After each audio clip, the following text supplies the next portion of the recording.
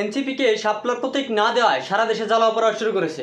প্রিয় দর্শক, ঠিকই শুনেছেন, এনসিপি কে শাপলা প্রতীক না দেওয়ায় সারা দেশে তারা অগ্নিসংযোগ শুরু করে দিয়েছে এবং রাষ্ট্রীয় স্থাপনাতে তারা আগুন জ্বালিয়েছে। এই বিশৃঙ্খলা সৃষ্টি করে দেশের আইন শৃঙ্খলার অবনতি দেখিয়ে এবং আইন শৃঙ্খলার ব্যর্থতা দেখিয়ে আমেরিকার সৈন্য বাংলাদেশে ঢুকানোর এক পায়তারা চলছে। এটাই সত্য।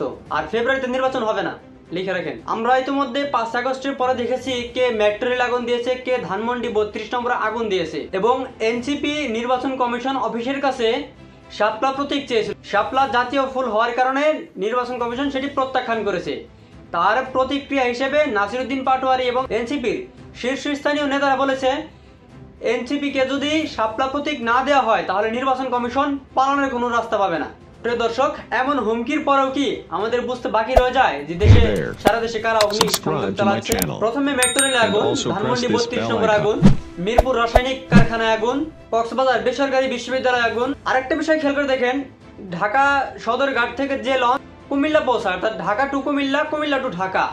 কুমিল্লা কিন্তু উপদেষ্টা আসিফ মাহমুদ সজীব ভুইয়া, তারপরে হচ্ছে আসনাদ আব্দুল্লাহর বাড়ি। তাহলে যে লঞ্চ ঢাকা টু কুমিল্লা এবং কুমিল্লা টু ঢাকা যাতায়াত করে, সেই লঞ্চে কেন আগুন ধরলো? আপনারা যেন অবাক হবেন যে মাত্র কয়েকদিন আগে পাবলিক প্রসিকিউটর তাজুল ইসলাম বলেছিল সাংবাদিক প্রেস ব্রিফিং করে যে বাংলাদেশে এখনো বহুত কিছু হওয়ার বাকি রয়েছে, এক সপ্তাহের মধ্যে, আরো আগামী এই সপ্তাহের মধ্যে বেশ কিছু গুরুত্বপূর্ণ ঘটনা ঘটবে। সোমবার আন্তর্জাতিক অপরাধ ট্রাইব্যুনাল প্রাঙ্গণে প্রসিকিউটর মোহাম্মদ তাজুল ইসলাম বলেন, দেশে এক সপ্তাহের মধ্যে অনেকগুলো ঘটনা ঘটবে।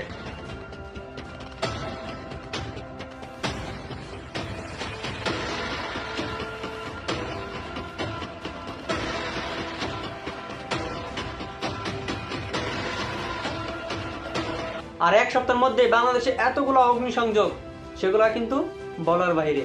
আর এই সকল কিছুই তাজুল ইসলাম ইঙ্গিত দিয়েছিলেন এবং তার কথাই বাস্তবায়ন করার জন্য এনসিপি তাদের কার্যক্রম চালিয়ে যাচ্ছে। কারণ তাজুল ইসলামের কথা যদি এনসিপি না শোনে তাহলে জুলাই আগস্টের হত্যার সমস্ত দায় এবং ফাঁসি চড়তে হবে জুলাই যোদ্ধাদের বা সমন্বয়কদের। সমন্বয়ক বলতে কার এখন তো জানেনি, এনসিপির লোকজন।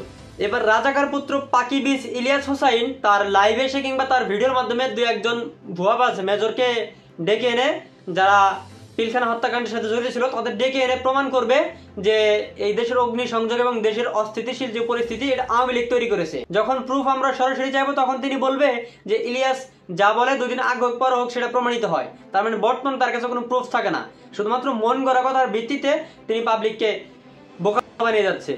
এয়ারপোর্টে যে অগ্নিসংযোগের বিষয়টা রয়েছে, এই বিষয়টা সম্পূর্ণই উনি একজনের নাম বলবেন এবং তার নাম বলার সাথে সাথে কিছু টাকার অঙ্কের পরিমাণও বলবেন এবং যদি প্রুফ চাই বলবে যে ইলিয়াস যা বলে সেটা পরবর্তীতে প্রমাণিত হয়, দেখতে পারবেন। তার মানে বর্তমান তার কাছে কোনো প্রুফ নেই। যেখানে সারা বাংলাদেশে আওয়ামী লীগ সাপোর্ট করে এমন লোকজন হারিকেন খুঁজেও পাওয়া যাচ্ছে না, তারাই বলতেছে, আবার তারাই মাইকিং করতেছে যে আওয়ামী লীগের লোকজনকে কোনো ঘর ভাড়া দিবেন না, আওয়ামী লীগের লোকজনকে কোনো চাকরি দিবেন না, এবং আওয়ামী লীগ সাপোর্ট যারা করে বা আওয়ামী লীগ নেতাকর্মী যারা আছে তাদেরকে যদি ধরিয়ে দিতে পারেন তাহলে 5,000 টাকা পুরস্কার। কয়েকজন ডিসি এবং কয়েকজন এসপি এমন ঘোষণা দিয়েছে।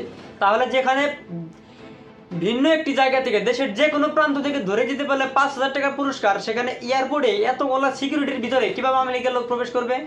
একটু চিন্তা করেন মাথায়। যেখানে এয়ারপোর্টে এতগুলো সিকিউরিটি আছে, বাংলাদেশের সর্বোচ্চ সিকিউরিটি হচ্ছে এয়ারপোর্টে, সেই এয়ারপোর্টে আপনি ঢুকতে গেলে কয়েকবার চেকিং হয়, কয়েকবার ব্যাগ চেক হয়, লাগেজ চেক হয়, বেল্ট ফোন তো খুলে রাখতে হয়, সেখানে আওয়ামী লীগের লোক কিভাবে অগ্নিসংযোগ দিবে? আমার প্রশ্ন রয়ে গেল, দেশের সকল রাষ্ট্রীয় স্থাপনায় আগুন লেগেছে, গ্রামীণ সেন্টারে কিংবা গ্রামীণ ব্যাংকে কেন আগুন লাগতেছে না?